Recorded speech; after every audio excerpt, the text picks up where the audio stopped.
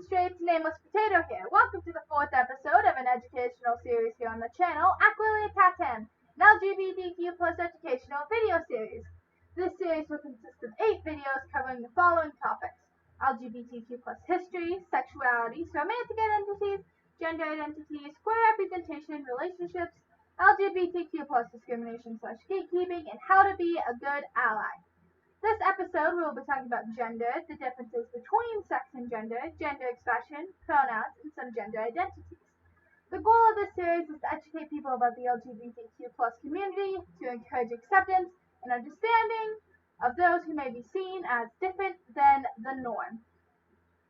The name of this series, Aequalitatem, means equality in line, and that is what we are promoting in this series. This series is written by an American, and therefore will be focusing more from an American point of view. All resources used in these videos will be available down below, so I encourage you to check them all out for yourselves. I will also be doing my best to answer any questions you put in the comment section below. Gender is complicated and hard to summarize or describe in a meaningful way in an intro paragraph. As a cisgender female, I am in no way qualified to talk about most things concerning gender. All I can really do is state what others have said. Well, I could have done that. I've enlisted some non-cis members of my school's GSA, Gender Sexuality Alliance, to assist me in this video. Some do not feel comfortable putting their voices on the internet, so I will be reading some of what they wrote. Today's video will look a bit different because we'll have picture avatars on screen so you can have a feel of who is talking. Without further ado, I'll hand it over to them. Okay, so I'm going to be reading this part for Kai. This is not the Kai on the channel, this is a different Kai. So, gender is a form of self-expression and is also a social construct. Your gender may determine things like your pronouns, how you address yourself, how you dress, etc. Your sex, what you assign at birth, does not affect your gender. There are many different types of gender identities, which we will be going over in a bit. How you express your gender is completely up to you, and you don't have to fit into the set of rules society has assigned for you.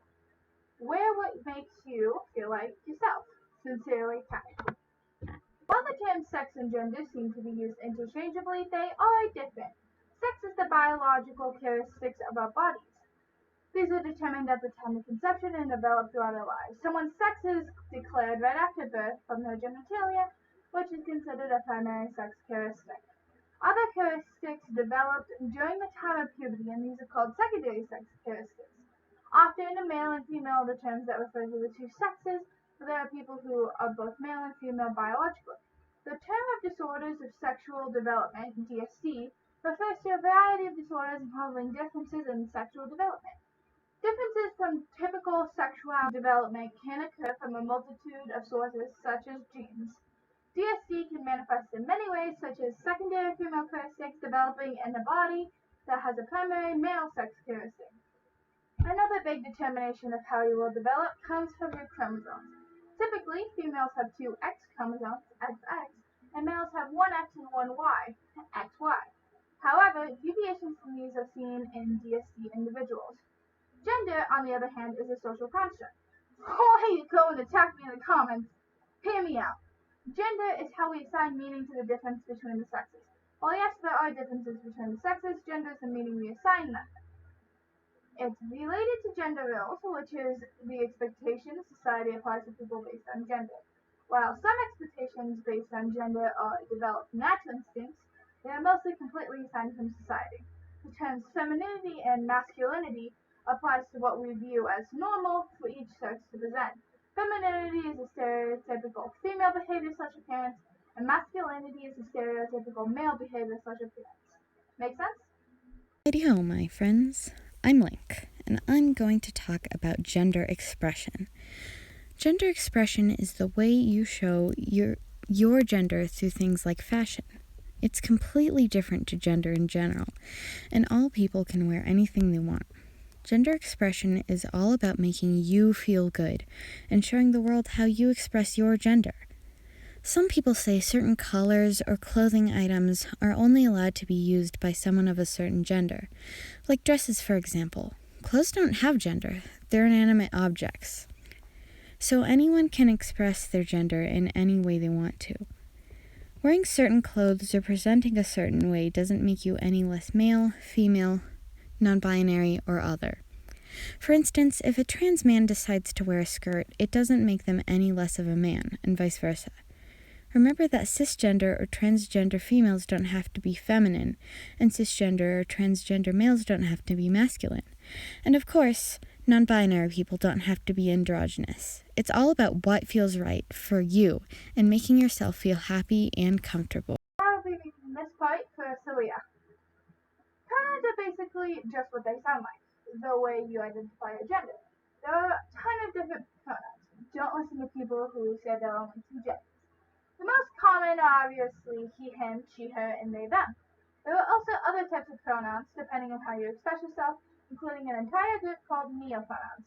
Some examples of these are self, and don self. You can also use pronouns like its, and these, them, and they, them.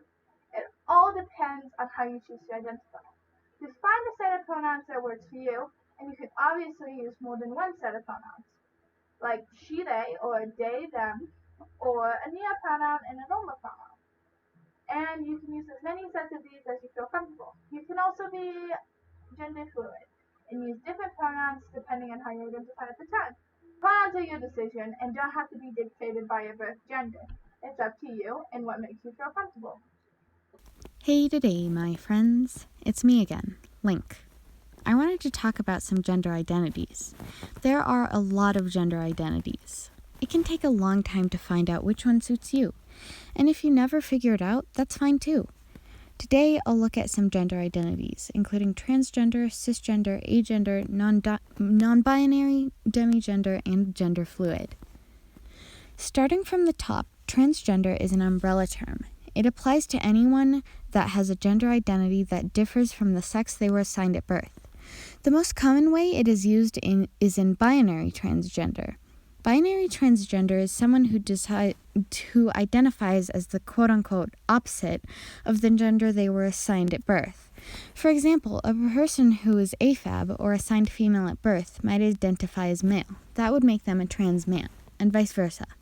The trans flag color meanings are as follows: light blue for boys, pink for girls, and white for those who are transitioning, have a gender neutral, or have no gender, or who are intersexed.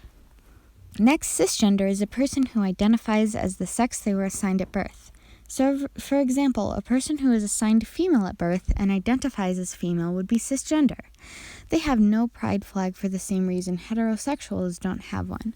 They aren't a part of the LGBTQ plus community because they haven't faced oppression and discrimination because they are cis.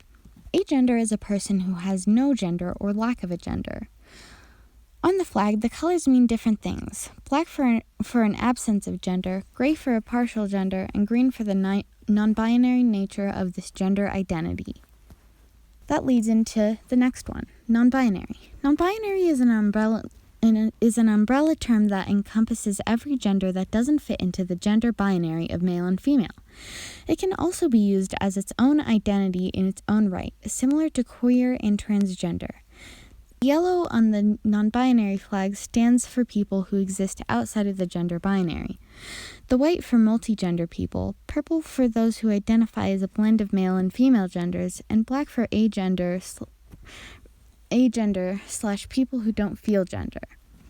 Demigirl refers to someone who partially identifies as a woman, but not fully.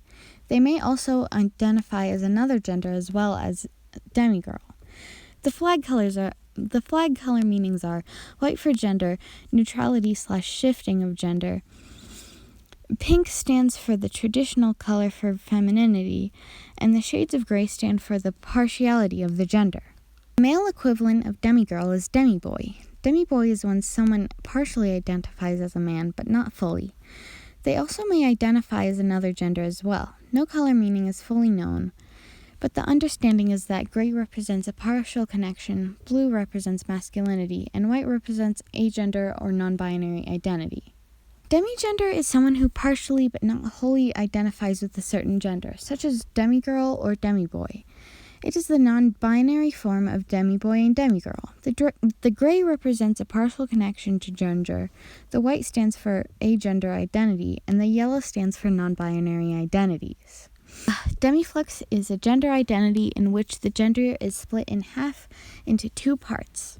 One half is static and one half is dynamic, fluctuating in intensity, hence the name demiflux. Demiflux can be hard to understand. So here is an example. Let's say there's this person named Jeremy. Jeremy has one half of their gender that is fully male and does not fluctuate. The other half is female and its intensity varies from moment to moment. Jeremy in this example would be demiflux if that's what they felt fit them. While there is no full color breakdown available, it can be interpreted that the grays still represent a partial gender, while the yellow represents demigender, the blue represents demiboy, and the pink represents demigirl. And last but certainly not least is gender fluid, or a person whose gender is prone to fluctuations. The pink stands for femininity, the blue for masculinity, black for a lack of gender, white for all genders, and the purple for androgyny. Now, let's talk about misgendering and dead naming. For transgender people, having their gender accepted and affirmed is the key to living a happy and fulfilled life. However, people can disagree with someone's transition and refuse to use their correct pronouns, name, identity, etc. This is known as misgendering. The term dead name refers to the name a person has had before their transition. The act of dead naming is when you refer to someone as their pre-transition name. Sometimes misgendering and dead naming can happen on accident, typically right after someone comes out as transgender. In these instances, it's important to correct yourself and apologize, but do not make a big deal out of it. Trans people I know have made it clear that making a super big deal about it just makes it awkward and makes them feel worse. Why is misgendering bad? Well, not only is it insanely rude and disrespectful, it can cause severe mental distress and extra gender dysphoria. Gender dysphoria is the psychological distress that stems from someone's sex not matching their gender identity. Misgendering can raise a trans person's likelihood for mental illness. With that, this concludes episode 3 of Aequalitatem, an LGBTQ plus educational video series. As I stated earlier, all resources used will be in the description below. You can also find the links to all the people who helped in this video. Make sure to check them out. Feel free to comment down below any criticisms, questions, or anything I left out. Like, subscribe, and I'll see you guys on the other side. Bye!